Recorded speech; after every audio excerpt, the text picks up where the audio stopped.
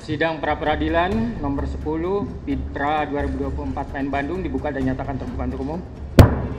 Hari ini acaranya adalah putusan. Putusan sudah jadi dan lengkap.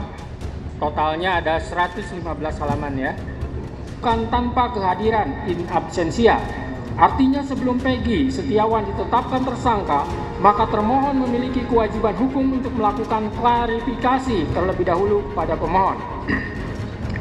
Menimbang bahwa terkait dalil termohon dalam jawabannya pada halaman 27 sampai 28 yang pada pokoknya menegaskan bahwa penetapan tersangka yang dilakukan oleh termohon sudah memenuhi syarat-syarat sebagaimana dimaksud dalam A. Pasal 1 angka 14 Undang-Undang Nomor 8 Tahun 1981 tentang hukum acara pidana menyebutkan bahwa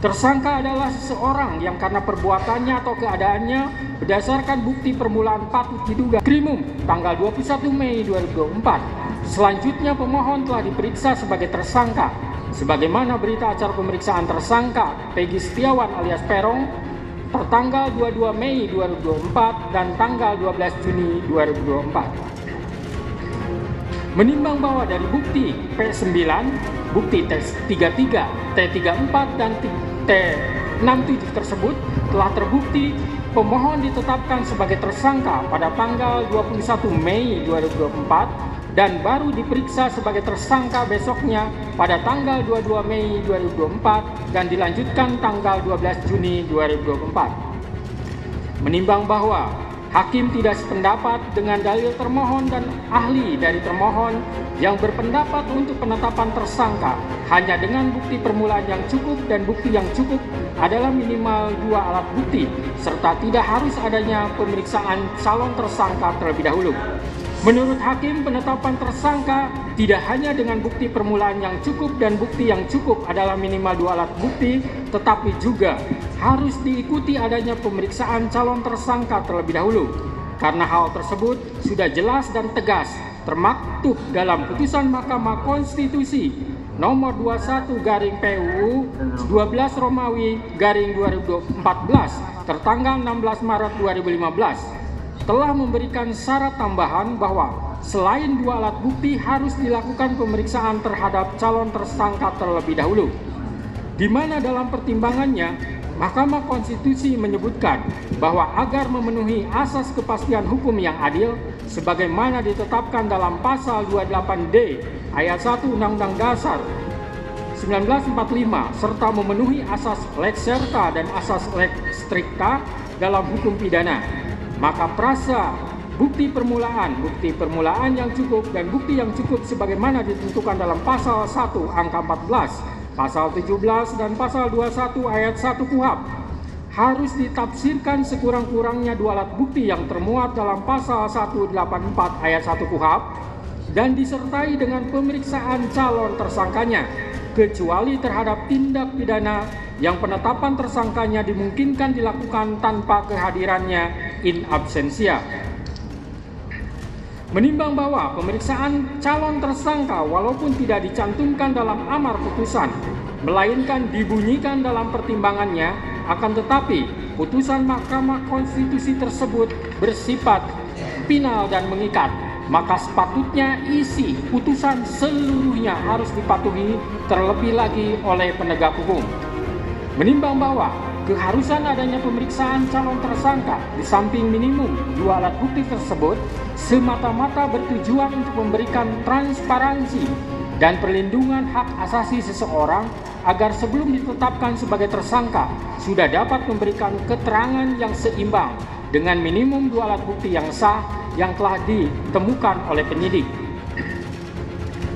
Menimbang bahwa oleh karena sebagaimana fakta di persidangan tidak ditemukan bukti satupun yang menunjukkan bahwa pemohon dalam penyidikan yang dilakukan oleh termohon pernah dilakukan pemeriksaan sebagai calon tersangka sebelum ditetapkan sebagai tersangka oleh termohon, maka menurut hakim penetapan tersangka atas pemohon haruslah dinyatakan tidak sah dan dinyatakan batal demi hukum.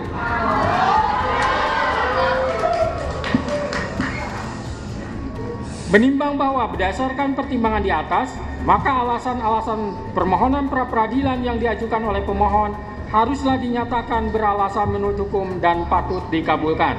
Menimbang bahwa oleh karena penetapan pemohon sebagai tersangka didasarkan pada penyidikan yang tidak sah, maka seluruh tindakan termohon terhadap pemohon menjadi tidak sah. Dengan demikian, petitum dalam permohonan pra-peradilan pemohon secara hukum dapat dikabulkan untuk seluruhnya. Menimbang bahwa oleh karena permohonan pra-peradilan pemohon telah dinyatakan dikabulkan untuk seluruhnya, maka biaya yang timbul dalam perkara ini dibebankan kepada negara. Memperhatikan Undang-Undang Nomor 8 Tahun 1981, Putusan Mahkamah Konstitusi Nomor 21/PUU 12 Romawi /2014, serta peraturan lain yang bersangkutan, mengadili 1. Mengabulkan permohonan pra-peradilan pemohon untuk seluruhnya. 2. Menyatakan proses penetapan tersangka kepada pemohon berdasarkan surat ketetapan nomor Estaf /90/5 Romawi /Res 124/2024 Diskreskrimum tanggal 21 Mei 2004 atas nama Peggy Setiawan beserta surat yang berkaitan lainnya dinyatakan tidak sah dan batal demi hukum.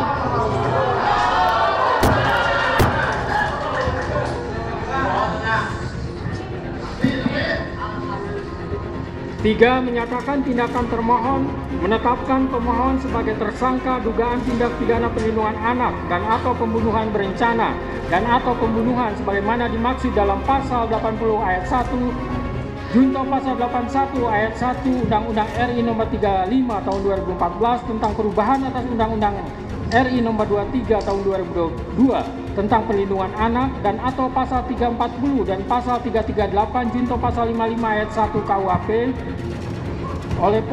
oleh Polri Daerah Jawa Barat Direktorat Reserse Kriminal Umum termohon adalah tidak sah dan tidak berdasarkan atas hukum.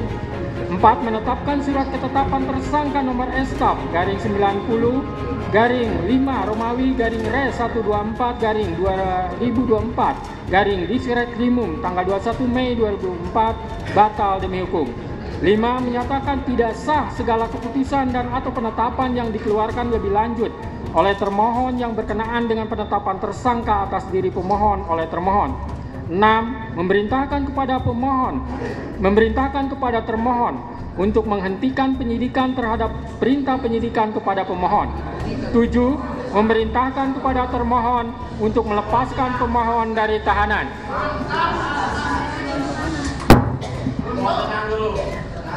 8. Memulihkan hak pemohon dalam kemampuan, kedudukan, dan harkat serta martabatnya seperti sedia kala. Dan 9. Membebankan biaya perkara kepada negara. Demikianlah diputus pada hari ini Senin, tanggal 8 Juli 2024 oleh Eman Sulaiman sebagai Hakim Tunggal. Berdasarkan penetapan Ketua Pengadilan,